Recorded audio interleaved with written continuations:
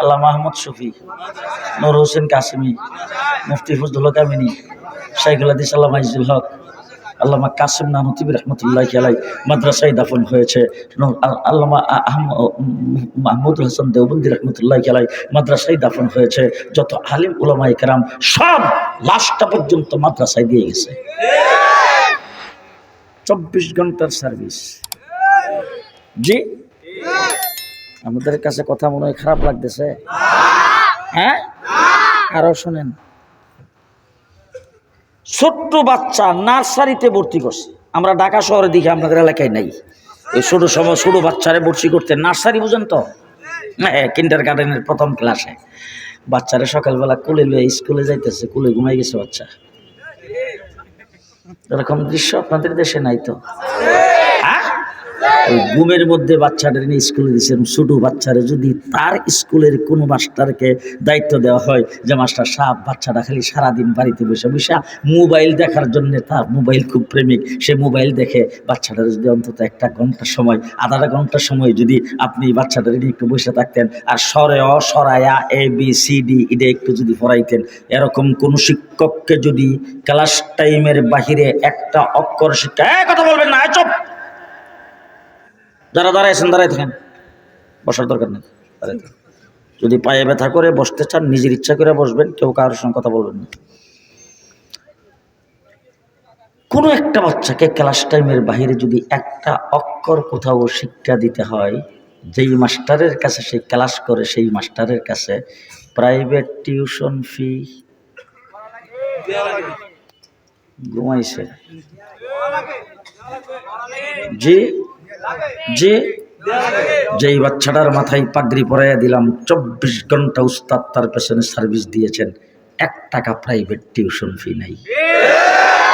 তার নাম কওমি মাদ্রাসা, ঠিক কিনা? হাই হাই হাই হাই, চিনলেন না? তারপরও 116 জনের নাম দিয়ে দিলেন। ঘটনাটা কি? তারপরও বুঝলেন না? একটা মৌলবী সারা বাংলাদেশে, একটা মৌলবী বাড়ি কিনে আমার দেখাইবেন বেগম পাড়ায় বাড়ি করছে। সুইস ব্যাংকে অ্যাকাউন্ট তো বোধহয় কামরুজ্জামান সাহেবের আছে। হ্যাঁ, দেশের টাকা 5টা টাকা কোনো মৌলবী পাচার করেছেন? কোনো মৌলবীর বালিশের থলির ভিতরে টাকা পাওয়া গেছে? এই যে উন্নয়নের জোয়ারের কথা, উন্নয়নের কথাবার্তা আপনাদের কাছে এতক্ষণ হিসাব দিয়ে শোনাইলো, মসজিদের কাজ হয়েছে, মাদ্রাসার কাজ হয়েছে, কোন মৌলবী রডের বদৌলতে বাস দিছে কেউ? দেশপ্রেমিক যদি কোনো জাতি থাকে আলেম ওলামা ইকরাম। আমরা মানুষকে মানুষ বানাই, চোর ডাকাত বানাই না। আমরা আপনাদের কাছ থেকে 5 টাকা 10 টাকা জাকাত, ফেতরা কুরবানির চামড়ার পয়সা নিয়া, মৌসুমিক চান্দা দিয়া আমরা আল্লাহর ওলি বানাই, হাফিজ জি হুজুর বানাই, শামসুল হক ফরিদপুরি বানাই, এরশাদ সিকদার বানাই না। আমরা ঐশী বানাই না। চোর ডাকাত বানানো আমাদের কাজ নয়। চোর ডাকাত আমাদের কাছ থেকে তওবা করে ভালো মানুষে পরিণত হয়। আজকে যদি চোর জেলখানার মধ্যে অ্যারেস্ট হয়ে যদি জেলে যায়, 3 চিল্লা দিয়ে এলে, 3 চিল্লা পর্যন্ত কয় মাস? 4 মাস যদি জেলে থেকে ডাকাইতে বের হয়, ডাকাইতে জেলখানায় পাঠাইবেন, এরপরে সে সন্ত্রাসের গড ফাদার হয়ে বের হবে। যখন বের হওয়ার পরে দেখবেন দোকানে, চাষটলে, বিভিন্ন জায়গায় একজন আরেকজনকে সতর্ক করে, আর আস্তে আস্তে খানে খানে কয়, হে সেন্টু কিন্তু বাইরেছে, সাবধান। ঠিক কিনা বলেন? এরকম চোর ডাকাত গুন্ডা বদমাইশ 60-70 বছর পর্যন্ত সুদ আর মদের নিয়ে বই আসেন, এরকম কোন মানুষকে আমার কাছে নিয়ে আসেন, আমি মাওলানা কামরুজ্জামানের মুড়ে মুরিদ করাইয়া খাবাসপুর মাদ্রাসায় তাকে পাঠাইয়া দেব, অথবা কাঠি মাথায় দিয়া কাকরাইল মসজিদে নিয়ে 4 মাসের জন্য চালান করে দেব। 4 মাস পরে আইসা বোয়ালবাড়ির রাস্তা দিয়ে হাঁটলে মনে হবে সর্বনাশ, এটা দিয়ে গোহরডাঙ্গার মাদ্রাসা শাইখুল হাদিস। আমরা ওলামায়ে কেরাম মানুষ গড়ার কারিগর, কওমি মাদ্রাসা মানুষ গড়ার কারখানা। মানুষ গড়ার কারখানা। আজকে সংসদে দাঁড়ায় বলে আমাদের কি শিক্ষা দেওয়া হয়, মাদ্রাসায় কি শিক্ষা দেয়, মাদ্রাসা করতে কোনো পারমিশন লাগে না, যেখানে সেখানে ঘর তুলি মাদ্রাসা করে দেয়, যেখানে সেখানে বাড়ি নিয়েই মাদ্রাসা খুলে দেয়, মাদ্রাসার মধ্যে ছাত্রও পায়ে যায়, সেখানকার ভিতরে কি পড়ায় এটা কেউ জানে না, সরকারও জানে না, প্রশাসনও জানে না, এটার ভিতরে বিজ্ঞান পড়ায় না, সায়েন্স পড়ায় না, ভূগোল পড়ায় না। এই সমস্ত কথাবার্তা সংসদে দাঁড়ায় যারা বলো তাদেরকে পরিষ্কার বলতে চাই, তোমরা যদি এরকম বলতে থাকো, আজকের থেকে আমরা বলতে থাকবো তোমাদের স্কুলে কোরআন পড়ায় না, তোমাদের স্কুলে উচ্চ শিক্ষা দেওয়া হয় না, তোমাদের স্কুলে নামাজ শিক্ষা দেওয়া হয় না, স্কুলে মুসলমানদের সন্তানরা পড়ে তাদেরকে রামায়ণের শিক্ষা দেওয়া হয়, ঠিক না বেঠে? তোমরা আমাদেরকে খুশাইবার, আমরা তোমাদেরকে ছেড়ে দিব, এতই সহজ? এত সহজ না। আমরা কি পড়াই তোমরা কিছুই জানো না, তোমাদের বানানো সিলেবাস তো আমরা পড়াই না, আমাদের সিলেবাস দিয়েছেন আল্লাহ। এখন তুমি বিরাট বড় বুদ্ধিজীবী, বুদ্ধি বিক্রি করতে করতে মাথার চুল সব খোয়াইছো। তোমারও যদি এখন জিজ্ঞেস করি তোমার শিক্ষা কারিকুলাম কোথার থেকে আসছে, তুমি এত বড় ডক্টর, এত বড় পিএইচডি হোল্ডার, এত বড় বিশেষ হোল্ডার, তুমি এত বড় বুদ্ধিজীবী, এত বড় শিক্ষিত, এত বড় প্রফেসর, এত বড় দার্শনিক, বলো তো দেখি তোমার শিক্ষা কোথার থেকে শুরু হয়েছে? মাথা সাউজায় বলবে যে হ্যাঁ আমার শিক্ষা তো শিক্ষা মন্ত্রণালয়ের থেকে শুরু হয়েছে, আমার শিক্ষা কুদরতি খুদা শিক্ষা কমিশন থেকে শুরু হয়েছে, আমার শিক্ষা ললিত কলা একাডেমির থেকে শুরু হয়েছে, আমার শিক্ষা বিশ্ববিদ্যালয় বোর্ডের থেকে শুরু হয়েছে। এর বাহিরে কোথাও বলার তোমাদের কায়দা নাই। আর আমাকে জিজ্ঞেস করো, মৌলানা কামরুজ্জামানকে জিজ্ঞেস করো যে আপনার শিক্ষা কোথায় থেকে শুরু হয়েছে, আমি বুক টান করে বলবো আমার শিক্ষার সর্বপ্রথম জায়গা হলো হেরা গুহা। আমার শিক্ষা হেরা গুহার থেকে শুরু হয়েছে। মুহাম্মদুর রাসূলুল্লাহ সাল্লাল্লাহু আলাইহি ওয়াসাল্লাম নবুয়ত পেয়েছেন হেরা গুহায়। সেখানে জিবরাইল আমিন ঈসা রাসূলকে বলছেন ইকরা, পড়ুন। ওই জায়গা থেকে পড়া শুরু। হেরা গুহা মুসলমানদের প্রথম মাদ্রাসা, হেরা গুহা ইমানদারদের প্রথম মাদ্রাসা। সেই মাদ্রাসায় জিবরাইল আমিন ঈসা আল্লাহ পাকের পক্ষ থেকে বলছেন ইকরা, পড়ুন। রাসূল বলছেন মা নবী কারিগিন, 40টা বছর পার করেছি, একটা অক্ষর কোথাও পড়ি নাই, আমি তো পড়ার লোক না, আমি তো ছাত্র না, আমি তো পড়তে পারি না, আমি তো পড়া জানি না। মা নবী কারিগিন। জিবরাইল আমিন রাসূলকে চাপ দিয়া দইরা সাইরা দিয়ে বলছেন ইকরা, পড়ুন। তার কারণ হলো আপনি বিশ্বজগতের শিক্ষক, বিশ্বজগতের শিক্ষক আপনি, এটাই আপনার কাজ। এরা গুহার থেকে পড়া শুরু। আমরা লেস কাটা না, আমাদের গোড়া আছে, কথা কয় না? রাসূলুল্লাহ সাল্লাল্লাহু আলাইহি ওয়াসাল্লাম হেরা গুহার থেকে বের হয়ে আসছেন, আয়েশা সর্বপ্রথম মাদ্রাসা কায়েম করেছেন, সেই মাদ্রাসার নাম দারে আরকাম। সেই মাদ্রাসার প্রথম ছাত্র হযরত আবু বকর সিদ্দিক। ছাত্রটা কেমন? জি, রাষ্ট্র চালাই নাই তো জীবন, রাষ্ট্র চালাইছিল, ডলারের সংকট ছিল উদয়, রিজার্ভের সংকট, রডের বদলতে বাস, বেগম পাড়ায় কেউ বাড়ি করছিল। হাই হাই হাই, আবু বকর সিদ্দিক সেই ধারে আরকামের নুরানি মক্তবে সর্বপ্রথম ভর্তি হয়েছে। আর আসহাবে সুফা মাদ্রাসা রাসূল কায়েম করেছেন হিজরতপুর মদিনায় যাইয়া, সেই মাদ্রাসার থেকে দাওরে হাদিস পাস করেছেন। সেই লোকটা আল্লাহর নবী ইন্তেকালের পরে যেই রাষ্ট্রের রাষ্ট্রপ্রধান হয়েছেন আমিরুল মুমিনিন খলিফাতুল মুসলিমিন, সেই রাষ্ট্রের এরিয়া 9.5 লক্ষ বর্গ মাইল। এত জোরে সুবহানাল্লাহ বলে মানুষ শুনে বাঁচতে পারে না। 9.5 লক্ষ বর্গ মাইলের রাষ্ট্রপ্রধান আমিরুল মুমিনিন খলিফাতুল মুসলিমিন হযরত আবু বকর সিদ্দিক, এই রাষ্ট্রের প্রধান বিচারপতি হযরত ওমর ইবনুল খাত্তাব।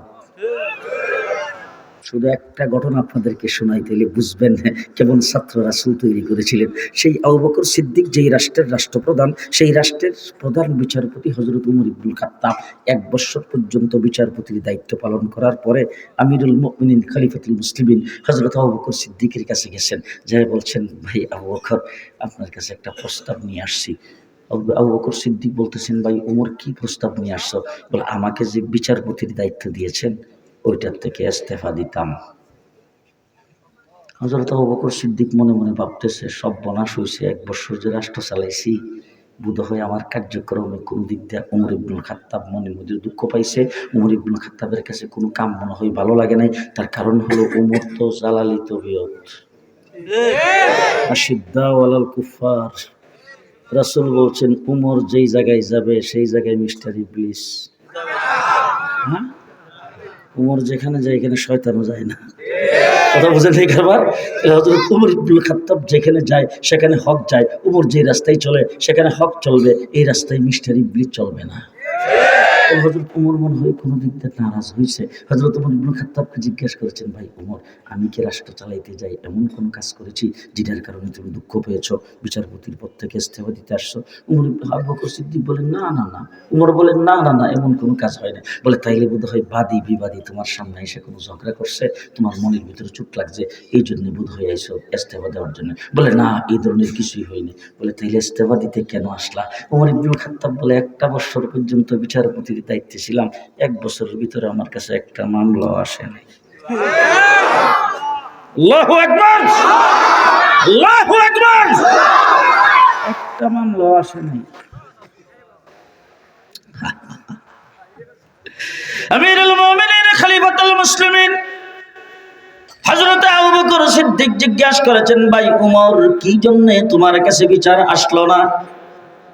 তোমার মেজাজ খুব কড়া, ইনসাফের বিচার তোমার কাছে পাওয়া যাবে না, অথবা রাষ্ট্র আমি খারাপ চালাই, রাষ্ট্রের পক্ষ থেকে আমি আমিরুল মুমিনিন বিচার বিভাগকে আমার হাতে কব্জা করে রেখেছি, এই জন্য ইনসাফের বিচার পাবে না।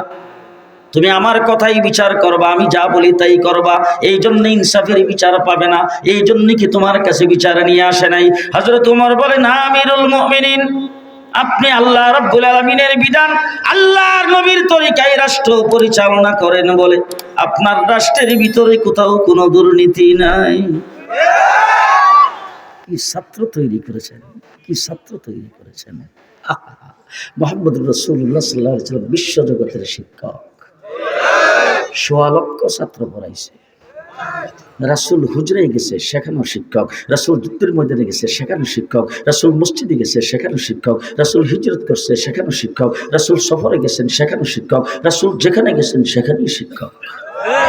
মুহাম্মদুর রাসূলুল্লাহ সাল্লাল্লাহু আলাইহি ওয়াসাল্লাম বিশ্বজগতের শিক্ষক। এখন শেষ করতে চাই সংক্ষেপে কথা বইলা। রাসূলকে একটু জিজ্ঞেস করেন তো, হুজুর, আমাদের দেশে শিক্ষক হইতে হইলে তো কোথাও শিক্ষাগত যোগ্যতা হাসিল করতে হয়। আমরা তো শিক্ষক নিতে চাইলে সর্বপ্রথম তার সার্টিফিকেট দেখি, কত নাম্বার পাইলো, কোন বিভাগে পাস করলো। তা আপনি যে বিশ্বজগতের শিক্ষক, আপনি কোথা থেকে শিখছেন? একটা অক্ষর তো কোথাও কোনো স্কুলে যায় শিখতে আপনাকে দেখি নাই, প্রাইভেট টিউটারের কাছে আপনি জান নাই, তাহলে আপনি এত বড় শিক্ষক কোথা থেকে হইলেন? মুহাম্মদুর রাসূলুল্লাহ সাল্লাল্লাহু আলাইহি ওয়াসাল্লাম বলেন, আল্লামানি রাব্বি, আমাকে স্বয়ং আমার আল্লাহ শিখিয়েছেন। কে শিখিয়েছেন? কে শিখিয়েছেন?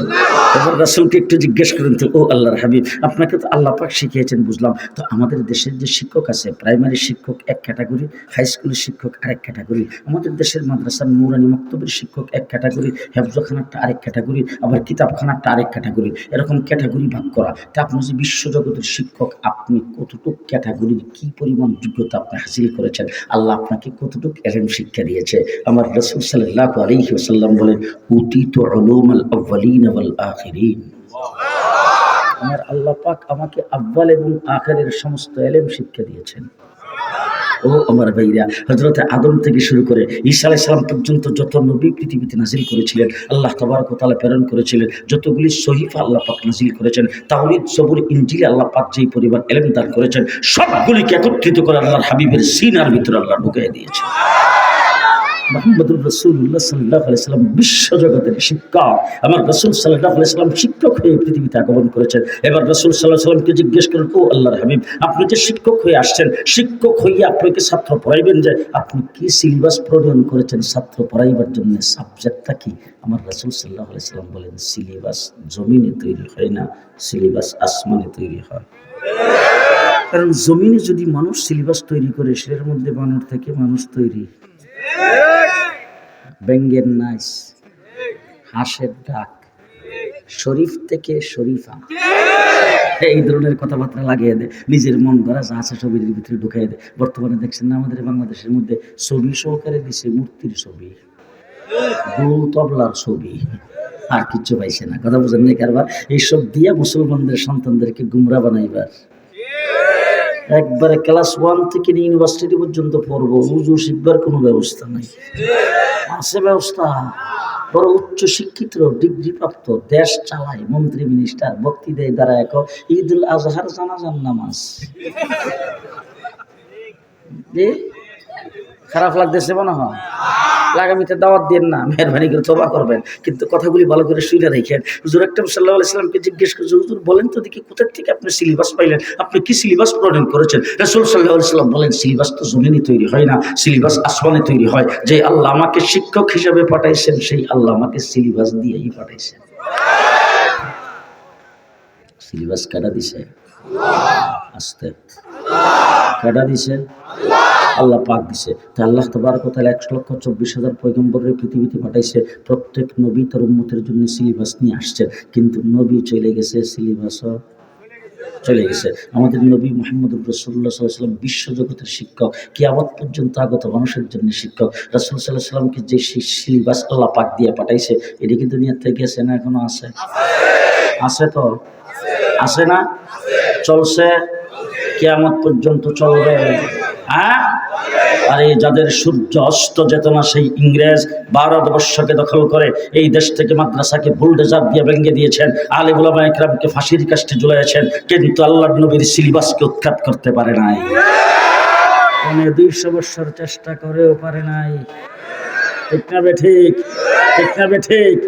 আজকে পৃথিবীর সুপ্রিম পাওয়ার আমেরিকা মার খাইতে খাইতে আফগানিস্তান থেকে প্যান পয়রা বাইরে গেছেন, জাঙ্গাটা পয়রা বাইরেছে ওখান থেকে।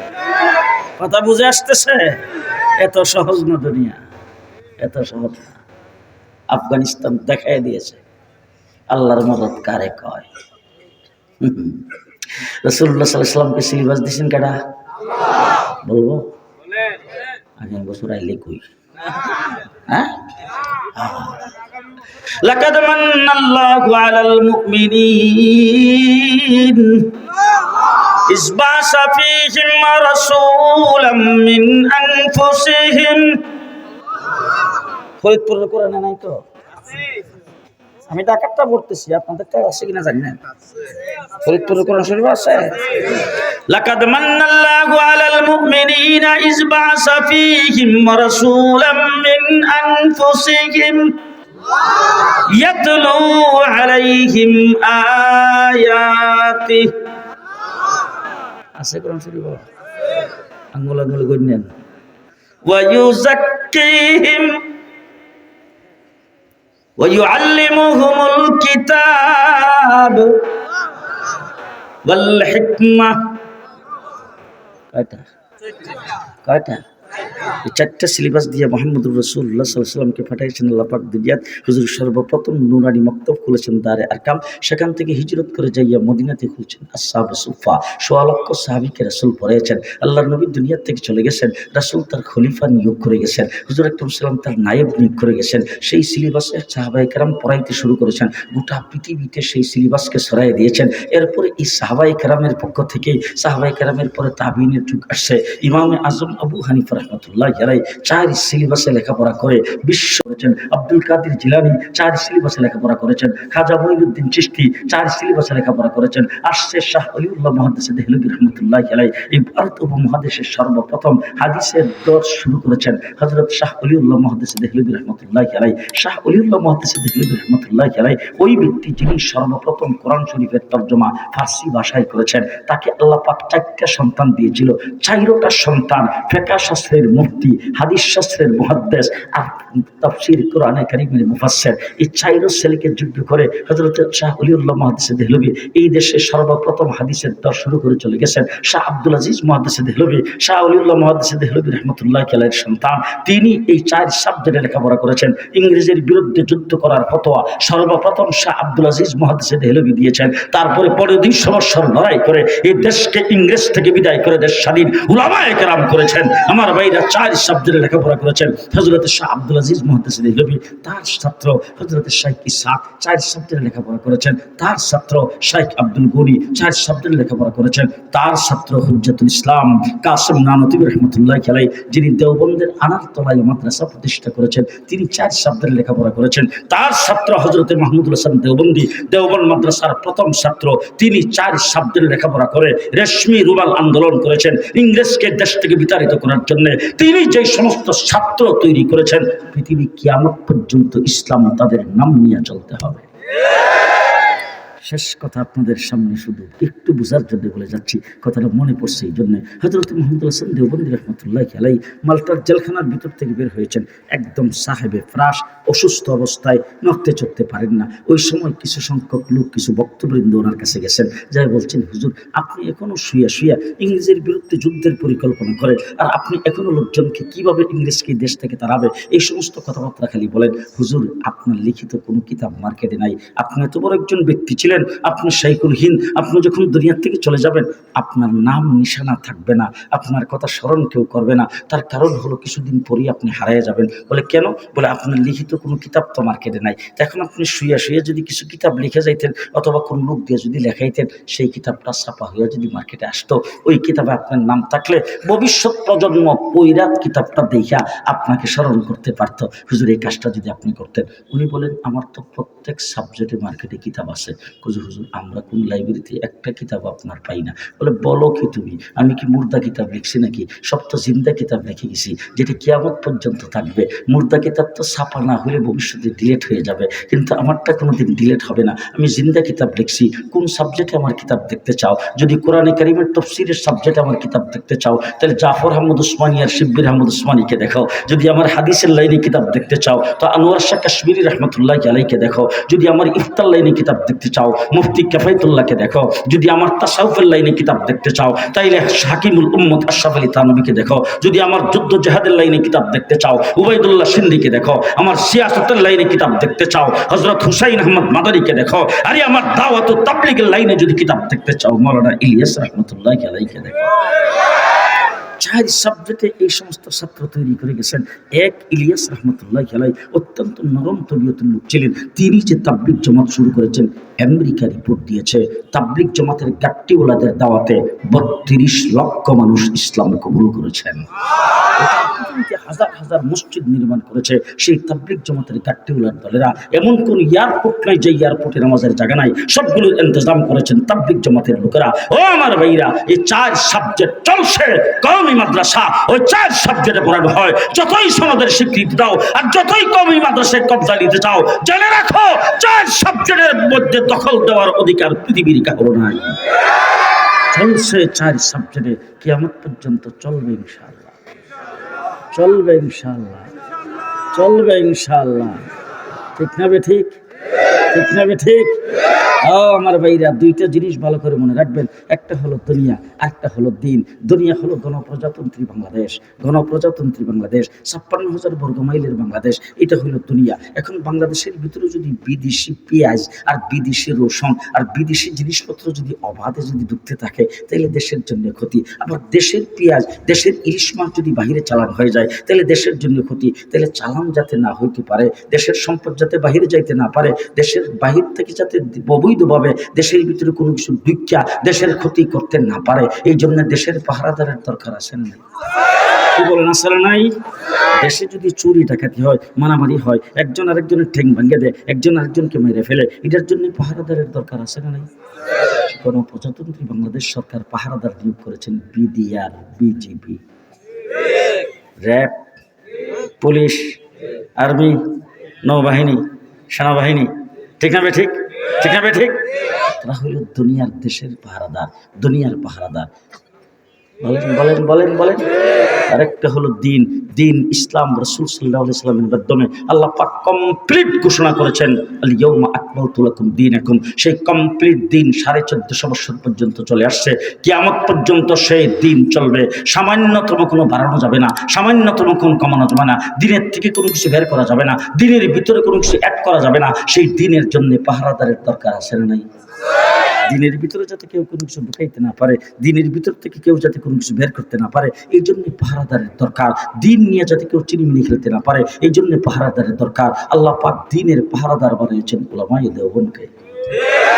দিন ইসলামের পাহারাদার, আরেকটা হলো দুনিয়ার পাহারাদার। দৃষ্টান্ত স্বরূপ বলতে চাই, বেগমের সাথে লাগছে ঝগড়া, লাগিয়ে তারপরে বেগম ডাক দিছে তার ভাই বেরাদরকে। আসছে ভাই বেরাদর লাঠিবেন্দা নিয়ে, এখন জামাইয়ের যে ভাই বেরাদর আছে হেরাও লাঠিবেন্দা নিয়ে দাঁড়াইছে। দাঁড়াইয়া দুনো পক্ষে ঝগড়া কইরা 5 জন হাসপাতালে। কেস হয়েছে 5টা।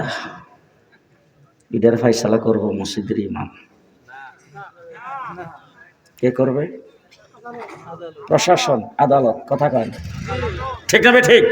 ঠিক না ঠিক?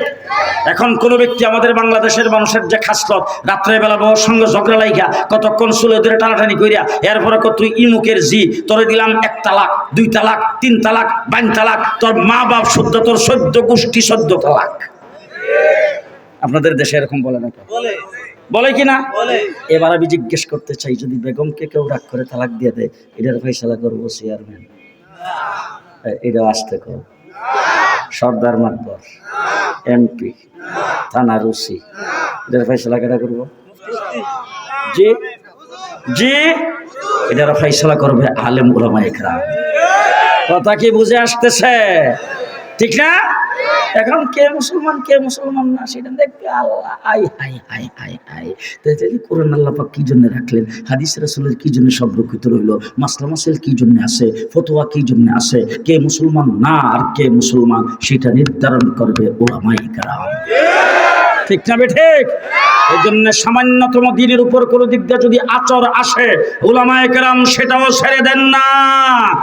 সে ঘরের মানুষ হইলেও ছাড়ে না। ঠিক কিনা বলেন? দৃষ্টান্ত স্বরূপ বলে যাচ্ছে, মনে রাখেন, মৌলানা সাদ সাহেব তাবলীগ জামাত যিনি প্রবক্তা, হযরত মৌলানা ইলিয়াস সাহেবের সন্তান, ইলিয়াস সাহেবের বংশের, ইলিয়াস সাহেবের নাতিপুতি, সেই সাদ সাহেব তাবলীগ জামাতের ঘরের লোক, তাকে পর্যন্ত আমরা ছাড়ি নাই। ঠিক কিনা বলেন? দিনের ব্যাপারে দায়িত্ব আমাদের, দুনিয়ার ব্যাপারে দায়িত্ব তোমাদের। তোমরা দুনিয়ার দায়িত্ব পালন করো, আমরা দিনের দায়িত্ব পালন করব। আমাদের দিনের দায়িত্ব পালন করার ব্যাপারে তোমরা দখল দিবা না। তোমাদের দুনিয়া দায়িত্ব পালন করার ব্যাপারে আমরা দখল দেই না। ওয়া আখিরু দাওয়ানা আলহামদুলিল্লাহি রাব্বিল আলামিন। হযরত মাওলানা কি নাম? আরিফ বিল্লাহ। হ্যাঁ, আরিফ বিল্লাহ।